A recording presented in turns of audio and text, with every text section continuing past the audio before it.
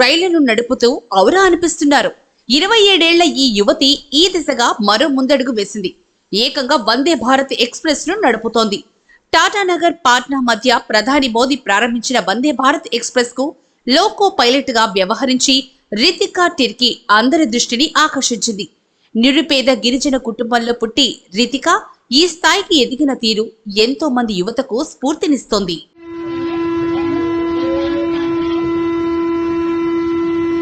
కలలు కనండి, వాటిని సాకారం చేసుకునేందుకు నిరంతరం పనిచేయండి అని మాజీ రాష్ట్రపతి అబ్దుల్ కలాం చెప్పారు. అయితే రితికా టిర్కీ మాత్రం కలలు కనటంతోనే ఉన్నతమైన కలను నిర్దేశించుకుంది. అందులోనూ పురుషులు రాణించే రంగాన్ని ఎంచుకుంది. పేదరికం, కట్టుబాట్లు అన్ని హద్దులను చెరిపేసి అనుకున్నది సాధించింది. ఇప్పుడు అద్భుతమైన పనితీరుతో ప్రశంసలు అందుకుంటోంది.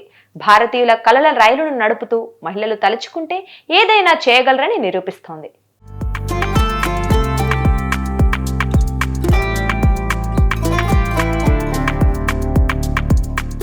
జార్ఖండ్లోని ఓ గిరిజన గ్రామంలో రితికా జన్మించింది.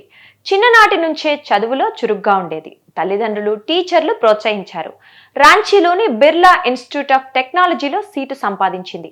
మెకానికల్ ఇంజనీరింగ్ పట్టా అందుకుంది. 2019లో ఇండియన్ రైల్వేస్ ధన్బాద్ డివిజన్లో అసిస్టెంట్ లోకో పైలట్ గా ఉద్యోగంలో చేరింది.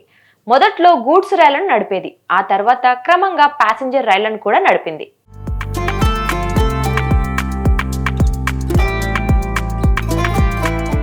రితికా పనితీరుకు మెచ్చి 2021లో ఆమెకు సీనియర్ అసిస్టెంట్ లోకో పైలట్ గా ప్రమోషన్ ఇచ్చారు.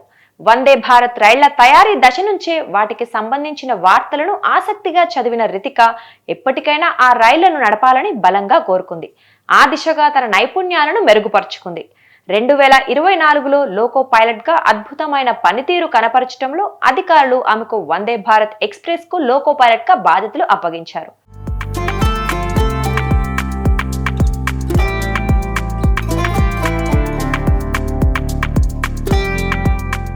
పిన్న వయసులోనే తన కల సాకారం చేసుకోవటాన్ని రితికా ఒకంత గర్వంగా భావిస్తోంది.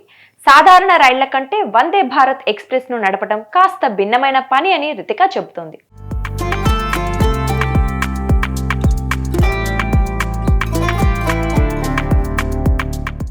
రితికా ప్రయాణం ఎంతో మంది అమ్మాయిలకు స్ఫూర్తినిచ్చేలా ఉంది.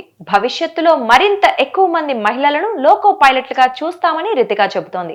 భారతీయ రైల్వేలు అత్యాధునిక టెక్నాలజీ హంగులతో ఉన్నతమైన సేవలు అందిస్తుండడం తమకు మరింత ఆనందాన్నిస్తోందని రితికా చెబుతోంది.